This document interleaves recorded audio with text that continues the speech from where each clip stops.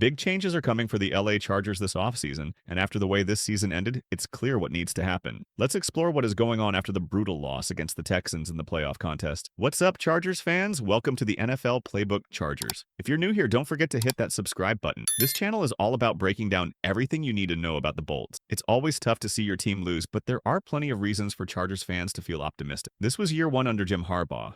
And after the game, he called this team his favorite group he's ever coached. That kind of statement shows just how excited he is about the potential of this organization and the direction it's headed. The foundation is there, and Harbaugh is ready to build on it. Let's start with what went wrong. Yesterday's game was a tough one. A few missed opportunities in the red zone, settling for field goals instead of touchdowns, and a couple of key turnovers let things spiral out of control. By the time the team tried to rally, it was already too late. Looking at the stats, the imbalance becomes obvious. Ladd McConkey had an incredible performance. 9 catches, 197 yards, and a touchdown. But after him, no one else had more than 2 catches for 16 yards. That's a huge issue. The Texans may have started this game slow, but they never stopped coming. Defensively, both teams looked tough early on, but the Texans found their rhythm and kept it going. The Chargers? They didn't. The turning point for me? It was Justin Herbert's first interception. The Chargers had just forced a turnover from the Texans and were right on the edge of scoring range. A few more yards, and they're kicking a field goal, or even better, finding the end zone. Instead, Herbert forces a pass across his body to Quentin Johnston, a jump ball that really doesn't suit Johnston's style. It's picked off, and just like that,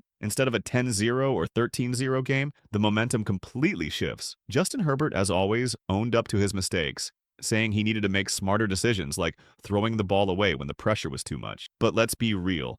Herbert is a star quarterback, and any team in the league would love to have him. Still, even the best QBS can struggle when they're under constant pressure, and that brings us to the real issue, the offensive line. The Chargers' offensive line needs a major overhaul, and Harbaugh knows it. Trey Pipkins likely won't be back, and Bradley Bozeman is also expected to leave in free agency. This leaves some big holes to fill, and it's going to be a top priority for the team. Harbaugh emphasized the importance of giving Herbert the time and space to finish his throws, something that simply wasn't happening enough this season. If the Chargers can improve their offensive line, it will make a world of difference.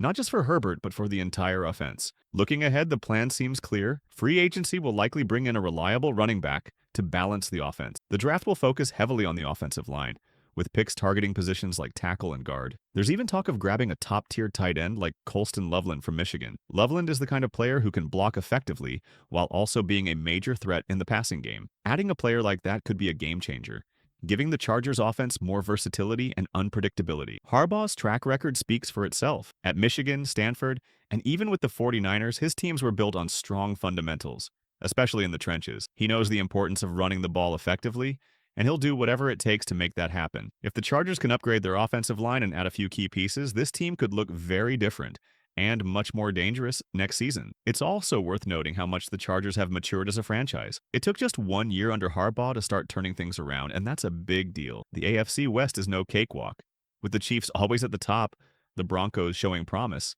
and the Raiders being, well, the Raiders. But the Chargers are positioning themselves as a team to watch. They're building something sustainable, and the focus is on long-term success, not just quick fixes. For Chargers fans, the offseason is just as exciting as the regular season. Over the next few months, we'll see future contracts signed, potential coaching adjustments, free agency moves, and, of course, the draft. Then it's organized team activities, mini camps, and the build-up to training camp in August. The excitement around the Chargers is real, and it's well-deserved. There's a lot of work to be done, but the pieces are coming together. If this offseason goes as planned, next year's Chargers could be a team that nobody wants to face. That's all for today, Chargers fans. What are your thoughts on the moves the Chargers should make? Do you agree that the offensive line should be the top priority, or do you think there are other areas that need attention? Drop your thoughts in the comments. We'd love to hear from you.